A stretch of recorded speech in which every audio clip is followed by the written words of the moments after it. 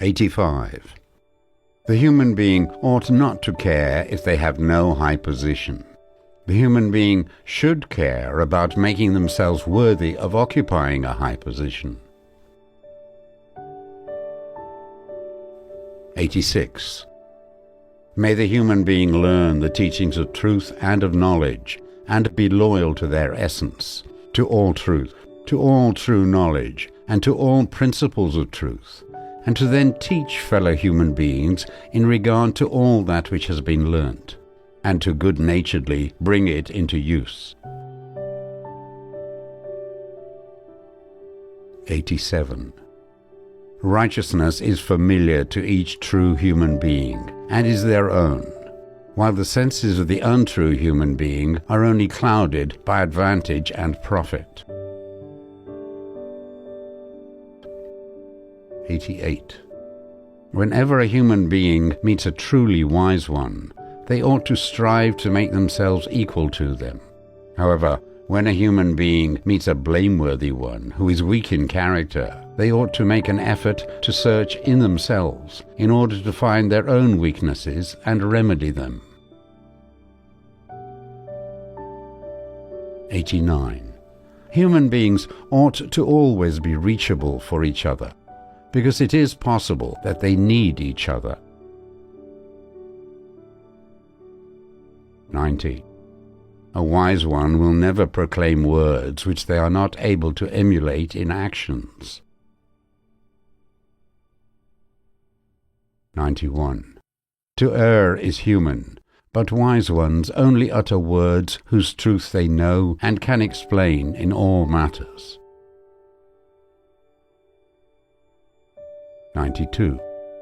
A truly knowing and wise one always wants to be appropriate in their words and always wants to be conscientious in their explanations and deeds. 93.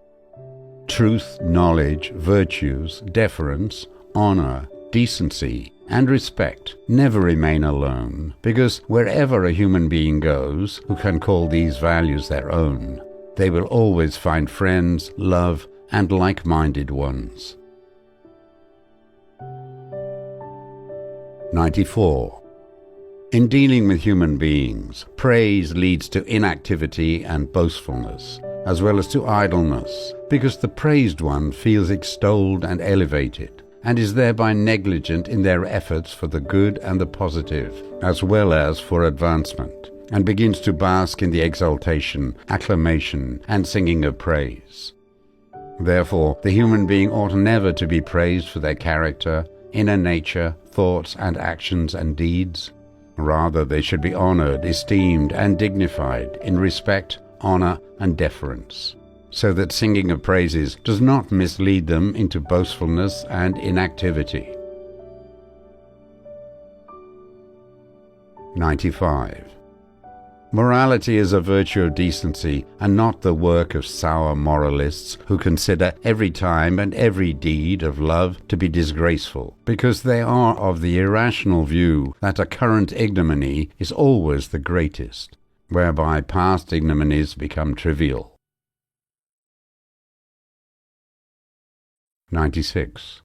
Through the nurturing of decency, truth, and knowledge, and good virtues, as well as the discarding and elimination of selfishness and conceit, there arises in the human being an inner nature of good morality, for which reason they may nurture their character and all values of good. 97. The morality of the human being, whether woman, whether man, or whether child, determines the mode of life and the sense for honesty, decency, demureness, and fairness, as well as helpfulness, love for the human being next to them, and the feeling of equal worth. 98. As a rule, through cheeky talk, the human being attracts only hardship and hate, and truly it is not seemly to use a tongue skilled in cheekiness. 99. Flattering words are spoken by human beings whose desires are directed at profit and advantage. Human beings whose minds desire might and wealth speak insistently, suggestively. 100. A noble attitude shows itself in the preservation of all the rights of every human being, regardless of which race, skin color, mentality, direction of thought or language that they belong to, and which customs and traditions they maintain. 101. The teaching of truth and true knowledge always finds a following. Every human being strives consciously or unconsciously for truth and knowledge, and finds others of their kind in relation to this. 102.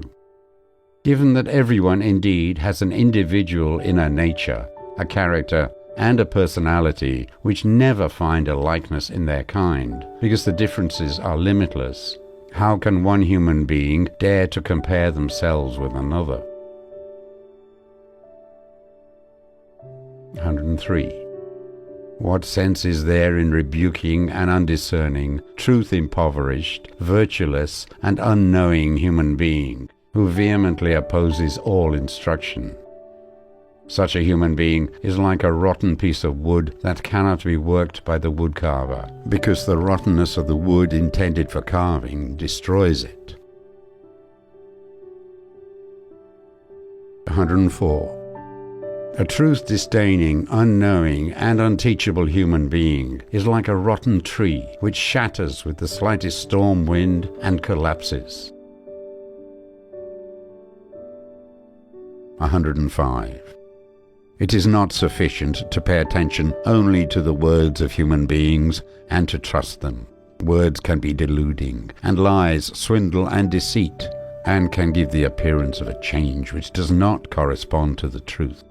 Therefore, may the human being take care to take up the words with their ears and to see the deeds with their eyes, in order to assess these with intelligence and rationality.